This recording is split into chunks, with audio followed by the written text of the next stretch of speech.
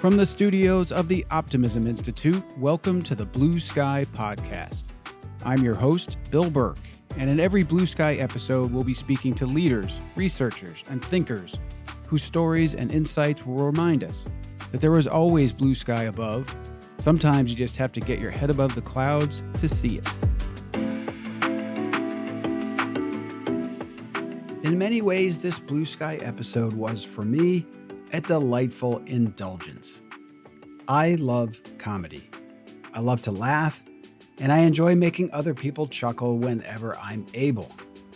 Knowing how hard that can be to do, I have a huge appreciation for stand-up comics and am fascinated with learning more about them and their craft. So when I stumbled upon Mike Goodwin's work online, both his very funny stand-up and also his public speaking and keynotes, I knew I had to get him on my show. And am I ever glad that I did.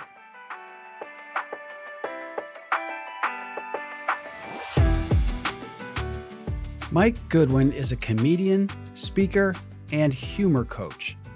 His signature bow tie represents his expectation-defying brand of comedy that leaves a variety of audiences, from churches to corporate events to swanky galas, laughing hysterically and completely inspired, without a foul or vulgar word spoken.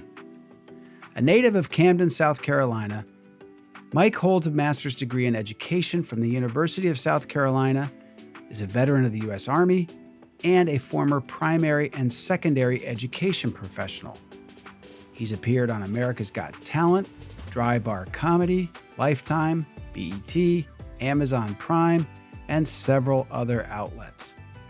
He resides in Columbia, South Carolina today with his beautiful wife, Rosalind, and their 2 children. I hope you enjoy this Blue Sky conversation with Mike Goodwin as much as I did.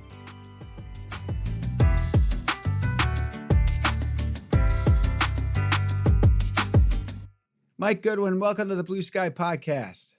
Thanks for having me.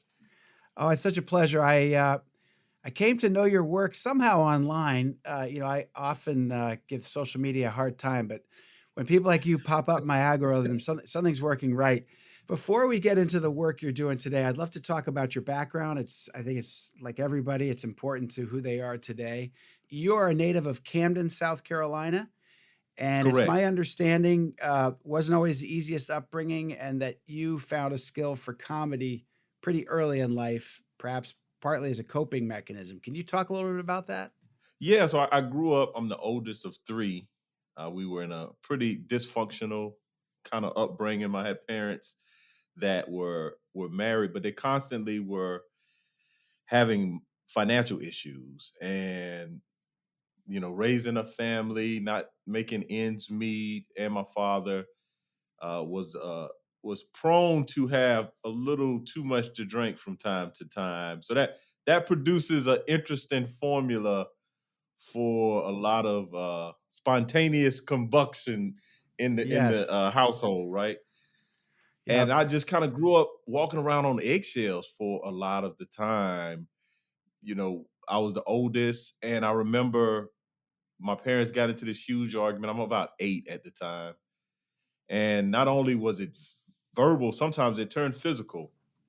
And they had like a confrontation, and afterwards I was thinking about, man, I needed to figure out a way to make my mother laugh. Like I just wasn't physically able to do anything. I didn't have the wherewithal to even understand kind of what was happening. Yeah. And not to internalize it upon myself. Yeah. And I just had this thought of like, man, if I can make my mom laugh, that would at least help the situation and help kind of the atmosphere for me and my siblings. And I did some silly thing. I don't remember what it was. And my mother's not really difficult to make laugh. My mother's so gullible. Like, my mother could call me like today, and I'm like, oh, let me call you back. I'm getting on a plane to Dubai. And she'll be like, okay, just call me when you get like, I'm not going to Dubai. I love that. Yeah, there's nothing better than having a good audience in the household. And my mom's an easy laugh too, and it's great for the ego. So Right. so you developed that skill. Yeah, it's funny, not funny, but the fact that you had a difficult childhood. I heard a writer one time say it's hard for me to be a writer because I had a happy childhood. I think a lot of really great creative people come out of some of the toughest, worst circumstances. Has that been your experience? Is that fair to say? Yeah, I do think that even I think even if I think there's a varying degree, right, Sure. of how difficult. Because sometimes I'm like, I'll see a movie or something. I'm like, ooh, I didn't have it that bad, right? So you're Right, right, always right, right, trying to right. judge how difficult was. But for the most part, the most creative and successful comics and folks that I know go to a therapist regularly. Yeah, right. Exactly. Exactly. And comedy can be great therapy too. So I know about your higher education. I also know you served in the Army. And where did that come in your life? When were you in the So Army? I joined the military right after high school. Okay. So I joined. I was a ROTC guy in high Ah. school, not because I was a patriot. I didn't want to take PE, and so Did you have to wear the I did. uniform like once a week or something like that? I did. So the wild part about that was I did ROTC for 3 years, Okay. and I did not know that when you join the military, that ROTC experience from high school bumps you up in your Yeah. rank. Sure. So here I am, a 18-year-old kid, green. I don't know anything. I know how to march, Yeah. but now I come into the military and I'm like a private first class. I'm an E3 when everybody else is an E1. Nice. And they're looking at me for guidance. And I'm like, I don't know where the guidance is. I I love that. just didn't want to sweat in the middle of the day and go in the gym and change clothes. You did the basic training. How long were you in the service? Yeah, I did. So I did 4 years active, like right after high school. Nice. And I was field artillery. So most people, you go to basic training one place and then you'll go to AIT, which is advanced individual training. Yep. You go somewhere else. Mine was OSIT. It was one unit site training. So we woke up one morning and our drill sergeants was like, welcome to AIT. And Wow. much in drill sergeant fashion, because you get different guide-ons, you get different Yeah. flags as you progress. So the final flag we had in basic was like the black flag or whatever. And we were all proud. And then we got the AIT and they just took our flag. It was like all the way back again at the beginning. I was like, I don't think this is how this is supposed to work. But it was just like one stop shop for us field artillery Amazing. guys. And how'd your sense of humor serve you in the Army, if at all? It was very instrumental, but it got me into a lot of trouble, right? That's why I asked. Can cut both ways. It got me into trouble because, like, at night, we were going to bed early. Like, lights out was like 8 a.m. Like, not 8 p.m. I'm sorry, Yes. 8 p.m. And I'm not sleepy. I'm not even going to be sleepy for a few hours, right? And so I'm like having commentary through the day. And I remember the first night at basic, the drill sergeant turned out the light, and I heard somebody start like sniffling, like, and they were Oh crying. gosh. Oh And boy. I'm like, who's crying in basic training? Like, what are you doing? What is wrong with you? So I would like roast whoever it was that was crying. And then I would roast whoever would try to defend the person that was crying. And then I would have to talk to the drill sergeant the next day because people were Wow. not able to sleep because I was up cracking jokes half of the night. Oh, that's great. Yeah, I'm glad I asked because those things can cut both ways. But I think often in like a situation you described, well, the very sad one with your mom and then your parents, and then this one too, humor can be an incredible sort of icebreaker, pull people together. And I think my sense is you've latched onto that both in your stand up and also in your career. But before we get to your current career, you went to University of South Carolina and you were an educator at one point. What was your role in education? And I know you were funny there because there's a lot of opportunity to be funny in education. Oh, so much. So I was a first generation college student. So when I went to Yep. undergrad, Yep. it it totally changed the trajectory of my life. And Sure. on campus, there's very few things I didn't do. I was a resident assistant. I was a tour Yeah. guide. I was summer orientation lead. I joined the fraternity. I was in student go. Like I had the total student experience. Like Yeah. I was all about the big man on campus type living, right? Sure. And I got to my junior year and I thought I was going to go to law school. And then I started thinking about, well, what do I really enjoy doing? And I was like, I enjoy being on campus. And so I remember thinking about my dean of students. I was like, hey, how did you get your job? And so he talked to me about student affairs. I think he took me to a conference. Yep. And so that was my next goal. I was like, okay, I'll go and get a master's in higher ed administration and work on a campus for the rest of my life. But you didn't do it for the rest of your life. So where was the turning point to the work that you do today? So I was working at the University of South Carolina in student affairs. Then I took a job at a private school, at a Episcopal school, Okay. as the college counselor. It was an independent school, so it gave Yeah. me a lot of autonomy and freedom. And I worked directly with the students and their families to help them identify colleges. Yes. So I thought it was a perfect fit for me. I still was able to be connected to university, but I was helping these students and their families navigate through the college admissions process. So I did that for about 8 years, but I started doing comedy around the same time I took that new job.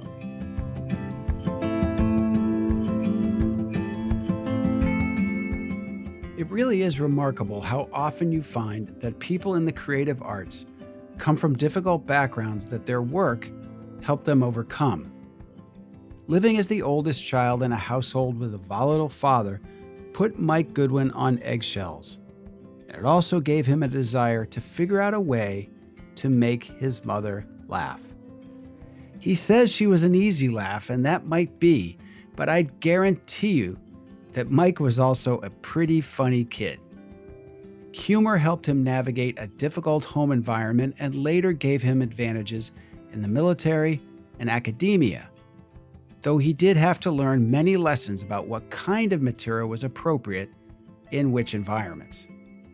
Turning back to our conversation, we'll learn where Mike Goodwin got his first experience doing stand-up. And, spoiler alert, it was not a nightclub. When you say you started doing comedy, did you start right away with stand-up? I did. I started I had a little unorthodox path. I started at my church. You don't Really? hear most comics. You don't hear most No. comics say that. I hear people try to be funny in church, but they're usually not. I started at my church. There was a veteran comedian that had joined my church, and he was changing his whole act around because he was tired of being blue on stage. Yeah. He thought that his comedy had more purpose. So he joined our church, and we were serving together on our media ministry. And I would just kind of run ideas by him. I was like, hey, man, what do you think about this? What do you think about that? And he let me do it for about 30 days. Wow. And then finally he said, hey, man, this is some really good material that you're sharing. He said, well, I'm going to give you two options. He said, option one, I can take this material and perform it, and I won't give you any of the money. Or you can get on stage and do the material and keep all the money. That sounds like an IQ test. I like that second option. So and the rest is, how like it I say, happened. the rest is history.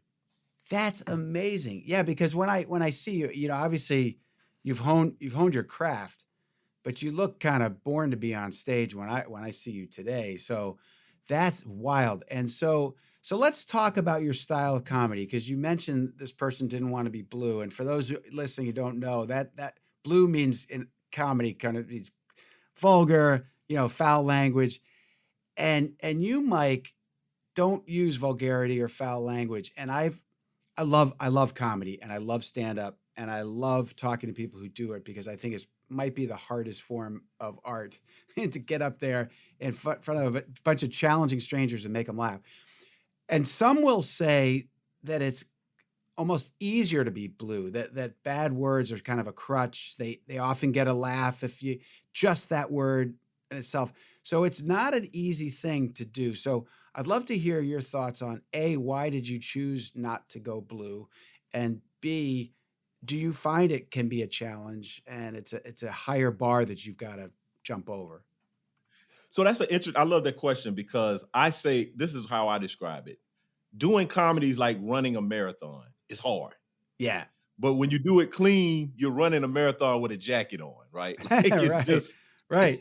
it's Right. it's we're doing the same thing, but it's just a little bit Yeah. more difficult, right? Yes. So I'm no putting like I'm not. I don't feel like I'm just this superior version of comedy. I'm in my lane and in Yeah. my what makes me comfortable, and it's Yes. really authentic to who I am. So really, a big part of it is my faith. My faith is important to me, and Yep. so I want to represent myself in a manner that anyone, my grandmother, Mm. my children, Mm. anyone that can come to my show at a certain age, because I am an adult, so I am Yeah, talking sure. about Yeah. I am talking about marriage and some of those Yeah. things, but I'm not using language in that way. And I just grew up in a house. Basically, my father used all the language. Like Yeah, no one sure. else could use language. Yeah. So he's used all the language for our generation. Yeah. And I couldn't even use regular words. Like we couldn't say fart when I was a child. Like I had to Really? say pass gas or Yeah, yeah. We tooted. had Like yeah, right. you can't be a little 14-year-old boy telling your mother, Mama, I think he pooed it. Like that's demasculating, man. That is too funny.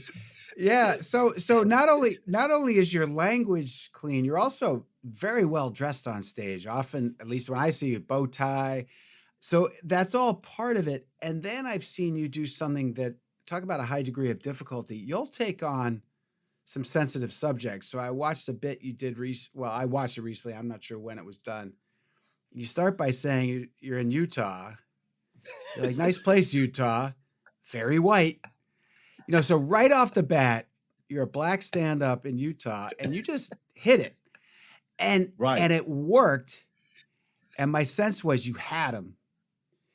Like it was a great start. Can you talk about how you sort of take on that sort of, elephant in the room, if you will, black stand-up Yeah. in Utah? Well, comedy works because of two reasons. Comedy works because of surprise, right? Because Mm, you don't really anticipate that someone is going to say what it is that they're going to say.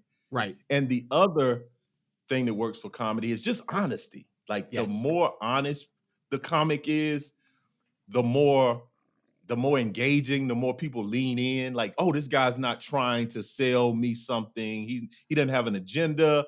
Like this guy's just shooting Yeah. it straight, right? And I write from a place of love. I think I write from a place that's not malice. So I Yes. write a joke. I really want 100% of the room to laugh. Like I'm not writing Right, a right. joke to divide. I'm not looking to separate. I'm not looking to be antagonistic. So I Yes. think when I come from that perspective, even I can talk about difficult topics, but I talk in a manner that I much rather it be so funny that even if you are offended, like the funny, you can't Yeah. deny it. Like you just like, yeah, that's why I Right. really don't do a lot of politics because I want 100% of the room to laugh. So I don't want the left to laugh and the right not to laugh, or the right to laugh and the left not to Yeah. laugh. So whatever I write, I want it to be so funny that even if you didn't agree with me, you got to be like, Yeah. man, that's a good joke. Like Yeah, no, and you walk, and I don't want to give away your whole act. But in that same bit that same about 5 minutes. So you're in a cardigan, as I recall, and a bow tie, right. and so that's again pretty tight outfit. And then you say, yeah, I'm wearing a cardigan. I call this outfit police repellent. Now you're talking about a sensitive subject. You brought the house down. Right. So can Right. we? Right. I mean, I don't want to spend the whole time like dissecting your act, but that's another No, one no, where you're no. I like, love this. that is a tough subject to take on with comedy, and you did it in such a I don't know, disarming is probably not the right word to use in this context, but when you call it police repellent, that's brilliant. And the place they were dying. Can you talk about how you come up with something like that and express it in a way that everybody's laughing, like you said? Yeah, like so comedy again, is honesty, right? Yeah. And I'll be 50 next year, right? So I grew Yep. up in the era of Rodney King. I mean, I Sure. grew up in the era. I'm from South Carolina, so there is Yeah. definitely some racial Yeah. tension and experiences that I've had over the course of my life. Sure. But again, I think that I do come from a place of generosity. I come from a place of Yeah. love. I come from a place of seeking to be understood and not to lecture and Yep. to debate. So Yeah. I've had these life experiences. Like I've walked Yeah. around for 50 years in the skin and I've Yeah. noticed things differently. Like this Sure. my perspective on things. And so the police repellent thing was really it's so like my entire life. Like I drove a Ford Escort. That's my first car. My first car was a Ford Escort because I didn't want problems. I didn't have tint. I didn't have Yeah. No, rims. no I didn't want rims. to do anything Yeah. to Yeah. draw attention to myself in that regard, right? So that's kind of how I move through the world in terms of Yeah. like recognizing there are going to be some challenges and there are going to be some issues, but I'm gonna have a good time. I'm gonna be I'm not a car guy, so Right. Right. I can Right. drive a librarian's car and be cool, Yeah. like and not have Right. an issue Right. because that's not my deal. Like that's not my thing. And I just kind of like the way I encompass or how I see the world. I just try to communicate that in joke form. And there's some, like you said, there's just challenges. I mean, we live life's hard. I don't care what Yeah. color, what race, what creed. Like we all have obstacles, we all have challenges. And I just want to be authentic in my representation of who I am. And I also don't want to be a buffoon, right? I don't want to, because I'm No. often in front of Right. large white audiences. So I don't want to be up Yeah. there and have someone from my community like Yeah. ashamed of what I'm communicating. Like, dude, what are you Yeah. doing? Like, you look like a Yeah. clown up there, right? And so I No. just really am professional. I think the army was a big part of just you understand how important it is to be a professional. And I Yeah. just bring that to whatever endeavor that I'm involved in. I could totally see that, and I'm glad you reminded me. Oh, I don't want to say you have a military bearing on stage, but you take that stage. You're a big guy. I can't tell if you're tall or not because I'm only seeing you online, but you're a big guy. Right. And you own that stage, it seems to me, when you come out. And then when you get those first couple of laughs under your belt, you're just gone. And I'm something of a walking contradiction, right? So it's Mm, like people would be like, "Oh, you're a nerd," but like I'm a big dude. Like yeah. so Yeah. it's like okay, Yeah, right. What do I like do we're with not that? used to seeing a big dude dressed like this. Right, Like, right. It's like I you're wear like glasses, but I'm Jack. athletic. Like I You're just like have a lot of things that like you can't really. I'm right, so like you're so intrigued. Like what is this? Who is this? right. What's that? You're What's like happening here?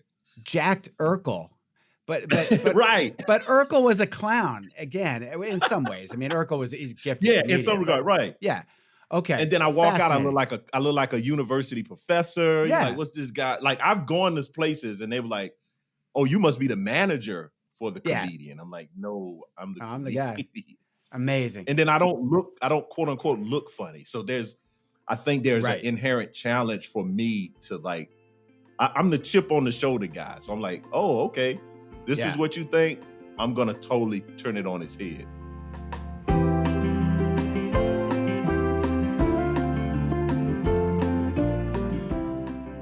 Having heard comedians say that it can be a lot harder to do quote unquote clean humor, it was interesting to hear Mike say that not going blue on stage is like trying to run a marathon with a jacket on. I also appreciated his saying that two keys to comedy are surprise and honesty. Watching his stand-up as I have, it's clear that the honesty part has taken Mike a long way. And it's fascinating to think about how humor can be used to make people laugh while making a serious point about some of the more challenging aspects of life.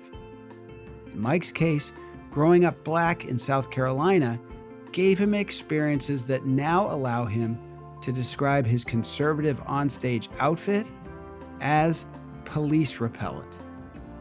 I'm realizing now that I've developed a new tendency on this show, which is to, at least once per episode, make a reference to something that dates me as an old person and probably flies over the heads of many of my younger listeners.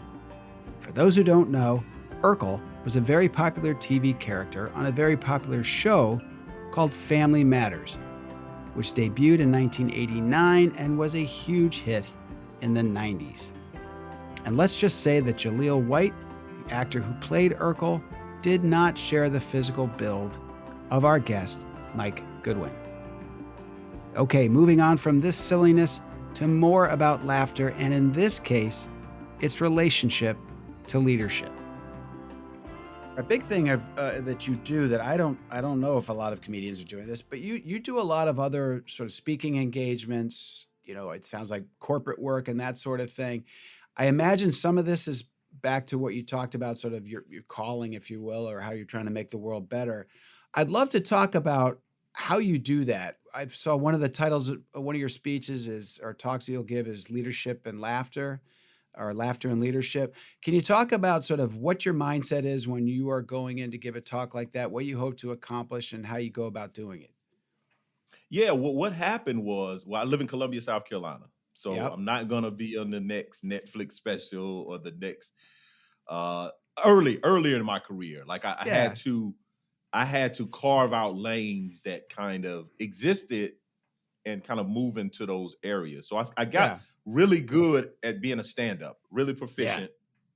And doing my stand-up, I would do a lot of corporate gigs. I would do corporate leadership retreats, but I would be doing stand-up. Yeah. And I had a woman approach me and she asked me if I did keynote speaking at the time. And I didn't at that time. But I felt like there was a check on the other side of that conversation. So I said, well, let's explore this. Yeah. And she told me she was a social worker and she had this conference and there were a lot of difficult topics. So she wanted a speaker that could provide humor, but she wanted some content also. Yeah. And I think the engagement was maybe 4 months away. So I said, well, give me some time to put something together and then we'll see if it works. Yeah. And I went home and I put together this presentation, this keynote presentation, but I didn't have any jokes in it.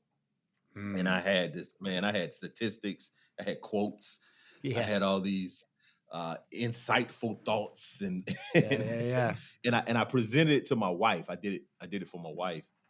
And she said, this is the driest presentation I've ever seen in my life. She was love it. She was like, where are the jokes? And I was like, they don't want jokes. They want a keynote speaker. They want me to give some insights. They want me to pontificate.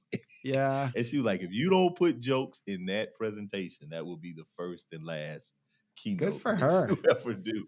Yep. So that's the way it started. That's kind of the beginning. And I think one of the things that I have had ever since I've started, because I started doing stand-up when I was 28. So I'd been around the block a few times and I understood business. I'd been in the military. I'd worked at a university. So I knew some things. And I knew when I created this leadership and laughter thing, I said, well, let me create this. So when someone wants a keynote, I'll present this as opposed to, hey, can you do something on leadership? Can you do something on motivation? Can you do something on team building? Right. It's like, hey, if you want me to come speak, I have a thing and I'll cater it to some degree to what the theme and the conference. But I didn't want to be like a chicken with my head cut off every time somebody showed up.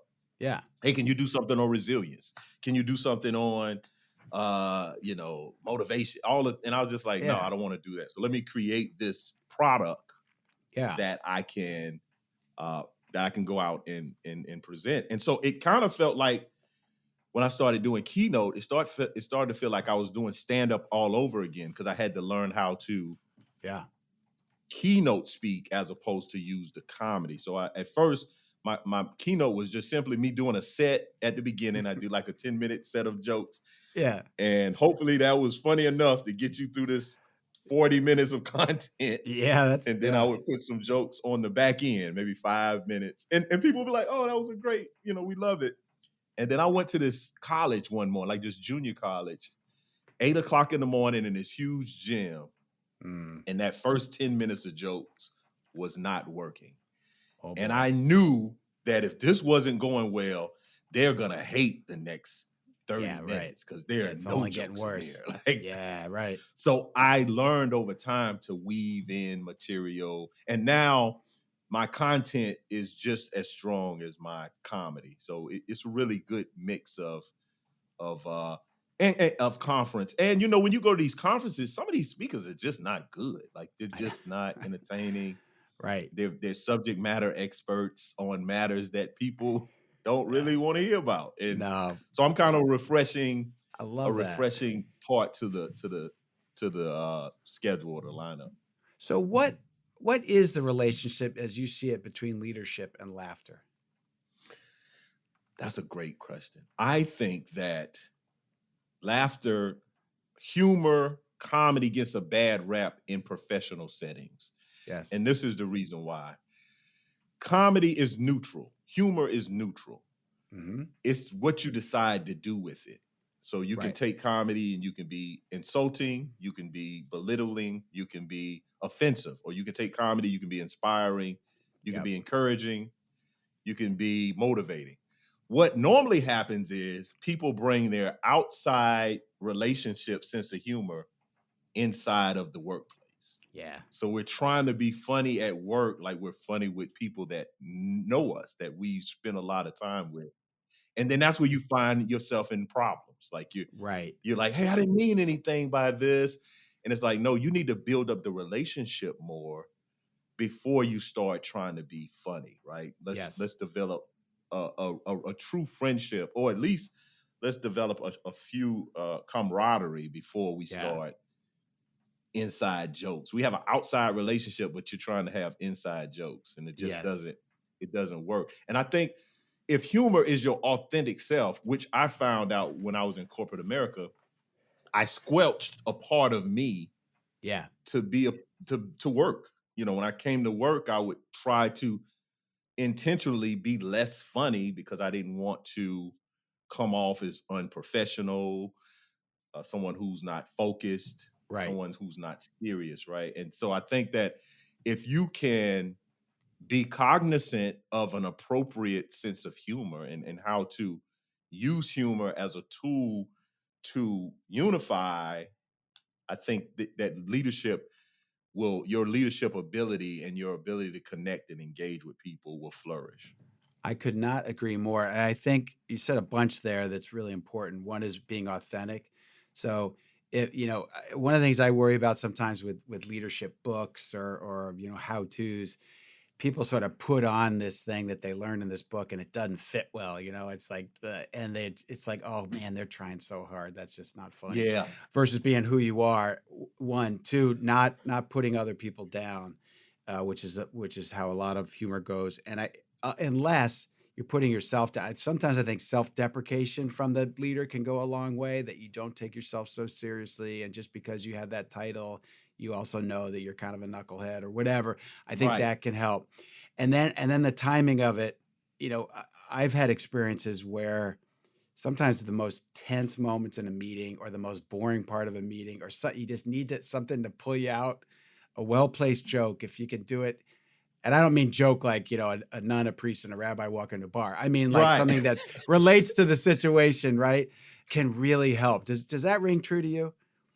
Oh, 100%. It's just like one of the things that I do, and I tell people sometimes, because I've kind of ventured into coaching how to use humor and how to Oh, think great. like a comedian. Cool. So a great example of this is when I check in at a hotel, the person's doing their spiel, right? And Mm. they're, hey, have you been here before? Continental breakfast is here, and then this is the stuff. And then they'll say, how many keys would you like? And I say some outlandish number. I say like 78 keys. And it just takes them out of that, because they're so Yeah, serious in this moment. And like, have you that's been here great. with us before? They have a script that they're working through. Totally. And I say 78 keys, and they're like, what? And I'm like, yeah, I just hand them out downtown to have a little get together in my room, right? I So love it. those kind of moments at work just a well-placed comment, a well-placed sneeze, or, something that kind of alleviates that tension, and it just breaks that moment of stress and difficulty. And that person at the hotel, their job can be so mind-numbing, and they're just so used to people in a rush or treating them like they're invisible. And just something like that. The checkout person in the grocery store or something, just a little something to break it a little. It just Just goes a so little far. bit. And here's the other problem too with humor in the workplace or as a professional or as a leader. When you think humor, you think Netflix special, you think Yeah, a right. stand-up. Like, just try to make someone smile. Like, just try to have a positive interaction. We set the bar so high, like, oh, I want to be as funny as Kevin Hart. It was like, well, he took 2 years to create this hour. Like, it's unrealistic that you're gonna bump into this meeting and just be standing ovation funny. By the way, I'm glad you said that too, and use Kevin Hart as an example. I've talked about this.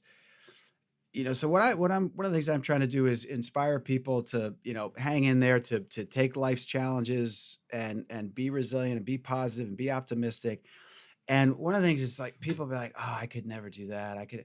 Well, maybe not. But those people have all worked so hard. When I listen to Jerry Seinfeld talk about his routine and all the notes he Yes. takes and the binders Yes. and the files, and I see him, I lived it for a long time up in Maine, and he would be doing stand-up in Portland, Maine. This is a guy who doesn't need to work another second of his life, but he's driven, he's trying out new stuff. And you started out, you have a sense of humor, but you've worked really hard. That 5 minutes that I watched, you made it look so easy. And I know you worked like crazy on it, and you changed the timing. So I think that hard work portion is really important for people to understand, that Kevin Hart didn't just fall out of bed and start doing stand-up. It's even worse. I'm doing a bit now Yeah. about the sports physical when I was in like the 8th grade, right? And so it's this joke that Oh, I'm no. telling. And Oh. because I talk about I how know, yeah. men and women have a I could different f- relationship with doctors. Yeah. And women are used I to know. being poked and prodded on their whole life. Like, not men. Men, Yeah. man, I remember when I went to the Yeah. doctor, he hit my knee, I kicked my leg, he gave me a lollipop. Like, that was the doctor's Right. appointment until the sports physical, right? And then you go and get the sports physical. Well, I was saying, like, and it's been working. Like, people have been laughing. I've been doing this Oh, I joke. bet. But when I say the doctor tells me to drop my pants, I could tell people get a little like, ah. And then Yeah. I say drop my underwear. They're like, ah. But I was thinking this morning, I could just have the doctor say, all right, go ahead and drop them. Drop them. I like Everybody knows what I'm talking about. Like, I there's like no it. need to Yeah. further elaborate. Yes. But drop them, it makes people, like, if you got your son sitting next to you and he's Yeah. 12, and I say drop your underwear, he's like, mama, But if I just say Yep. drop them, we're good, right? And so I've like alleviated a little bit of the tension, but it still Yes. keeps the integrity of what I'm trying to communicate. I love it. And it's so funny. When you hit on something like the physical, it's like, people like me, it's like, you took me right there.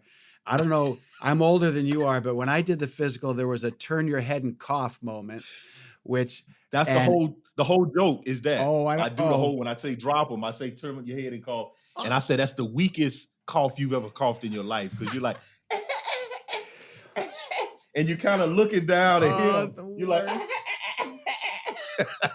I still remember, and we had this visiting doctor who would come in, and we're all lined up, and his name, I still remember this.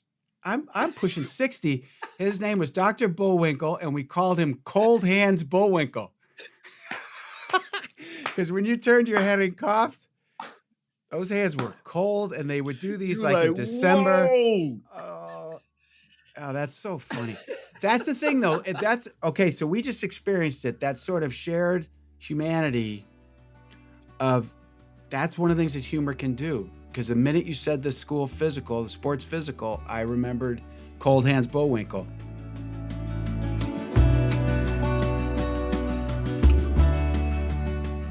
Mike makes some great points here about the relationship between laughter and leadership, and the positive role that healthy doses of levity can play in the workplace.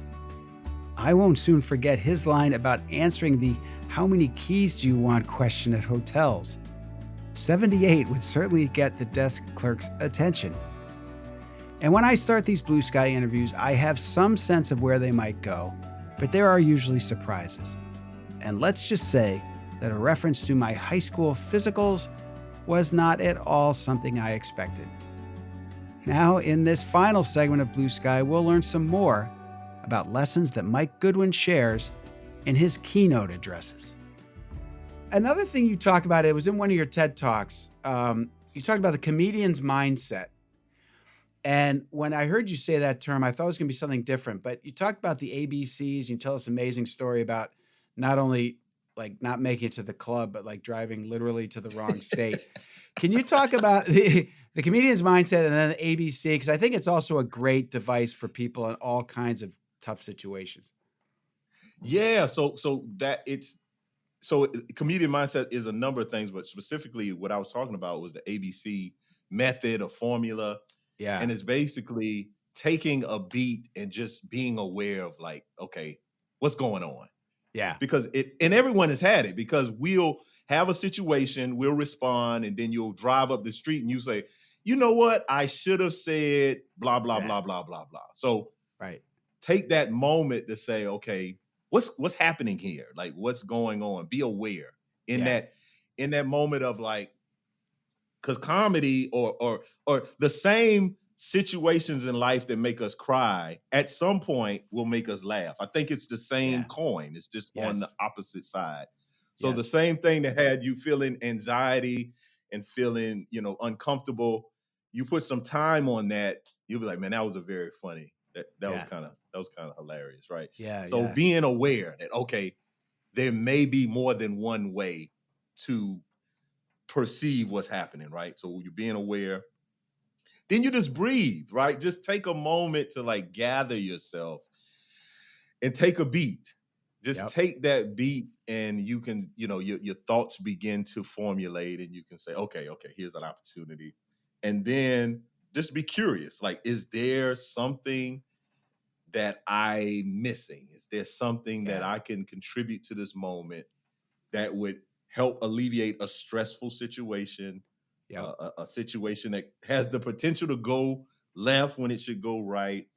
I find myself in marriage doing this all the time. Like this, my wife will say something, and I want to like shoot back, and it's like, hey man, like take a moment, take a breath. Okay, she's tired, she's hungry, like she's frustrated because you left your shoes in the living room. Like, okay, this is what's happening. She's not attacking me. She's not trying to go to war. All right, breathe. And then, okay, hey, honey, I'm sorry I left my shoes in the living room. And then like crisis averted, right? Exactly. Exactly. Because that's a comedian's mindset. Because on stage, there's so many things that's happening that they can really derail your presentation, what you're trying to do. People ask about hecklers all the time. And as I go on in my career, I don't get as much as I used to get when I was a younger guy. Yeah. But just acknowledging, because what I found sometimes, like people will yell out in a dark room and expect you to like get flustered. Yeah. And then I'll say something like, hey, you want to come up to the stage and be heard or something? People are like, oh, I don't know. It's same online with comments. Like people leave a terrible comment, and then you respond and they're like, oh, I didn't think you were going to say anything. Like, well, why did you say something at first? Yeah, like, good for you. Come on, people. Yeah. And that's again, back to stand-up being so hard at any kind of live performance, I think, is that, the joke that worked last night for whatever reason doesn't tonight. And now you're like, oh, do I keep going here? Right. I assume. I show up with, these are the jokes. Like, I don't have any new jokes. Like, there's no other set of jokes. It's like a bullpen, right? So it's like you're knocking the first guy that I have up in the mound. I'm like, hey, I got to get the closer in here, man. Like, oh my God. Bring in the this lefty. Is not going well. Yeah. So awareness, breathing, curiosity are the ABCs. And I love curiosity too. And I think back to a comedian's mindset, awareness too. The great comedians, like you did it with that sports physical, like they're aware, it might be challenging, like your upbringing, But then you see, but there's a thread here. Other people have experienced this. It was really awkward. You dreaded that. And that's what 50 years later makes it really funny.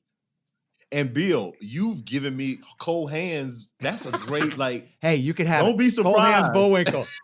Go ahead. Because people like, hey, don't use this on the stage. And it's not good stuff. They always tell me that's good stuff that you just, that cold hands, man. That's a great add-on. That's consider that a gift for being on my show. So I would be like, man, why is his hands so cold, man? Put on some gloves. Cold. So cold. Why do they do these in December? So Mike, what's next for you, and how can people? So I assume you're touring and doing stand-up. You're still doing the speaking. So how can people learn more about you? Where should they go? Tell us about that. Yeah, so at MikeGoodwin.com is the easiest place to find out about my schedule. You can get on my email list. I don't know. We changed it. It used to be listserv. It used to be so many different names that we called it. But just put your email in the little pop-up and you'll know what I have going on. I won't spam you. But I think where my current direction and what I would like to accomplish is for more people to know me so they can come out to a show, buy tickets, and enjoy a great night of comedy. So I think I'm like the restaurant that people, when they go to, they love it, but not a lot of people know about it, right? It's like if we had more folks that knew how great this chef was, this place would be packed. So that's kind of, I'm trying to get more notoriety and have my brand more recognizable in amongst all the noise that's online. Well, you moved quickly and got MikeGoodwin.com, so that's good. You didn't have to do some goofy, weird URL like some of us have had to do. So that's good. And I read somewhere where you said something roughly that your mission is to leave people in places better than you found them. And I can tell that you do that. You've done that for me today in this conversation, and I'm so pleased to be able to put this out there to our audience because you've got a lot of great gifts. You're a really talented person, and I'm really honored that you took the time to be on this show. And I want to thank you for that. And keep up the amazing work. Well, thank you for creating this platform, this Optimism Institute, because we can never have too much positivity, right? There can never be. You can never feel too good, right? You can.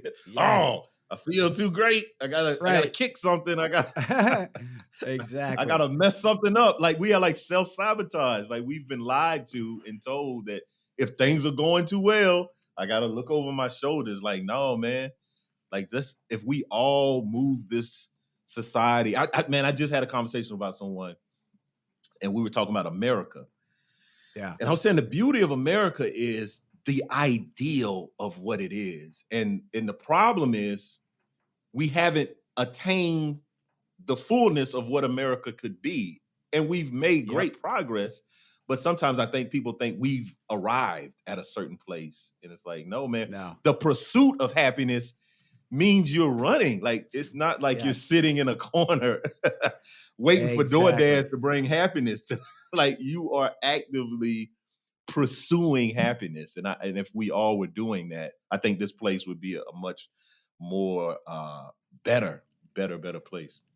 No doubt. What a great way to wrap it up. Thank you so much, Mike. Keep up the great work and be well. Thanks for having me.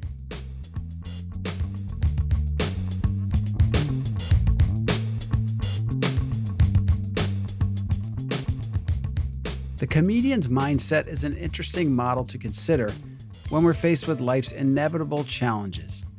And the ABC approach, be aware, breathe, and be curious, can be very helpful. I also appreciated what Mike had to say about this country and the pursuit of happiness. It's something that we need to continue to pursue, continue to work at, and continue to believe in if we are going to continue to thrive. And speaking of thriving, I personally will get a lot of mileage out of knowing that I just might have given Mike Goodwin some material to use in his stand-up act. And I'll be keeping my eyes peeled and ears open to a cold hands reference in his latest routines.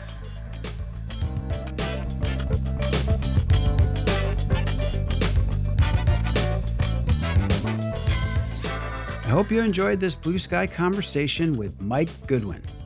Before you go, please leave us a rating or review. These help us keep making our shows better, and they help new listeners come to find us. While you're at it, you might want to subscribe to Blue Sky wherever you get your podcasts, sign up for the Blue Sky Weekend newsletter at theoptimisminstitute.com, and follow us on social media. This and all Blue Sky episodes are made possible by the incredible editing and mixing done by the team at Sound On, Sound Off. To learn more about their work, go to soundonsoundoff.com. All graphic design and cover art for Blue Sky and the Optimism Institute are provided by Crush Graphics. And that's Crush with a K if you'd like to check out more of their fantastic work at crushgraphics.com.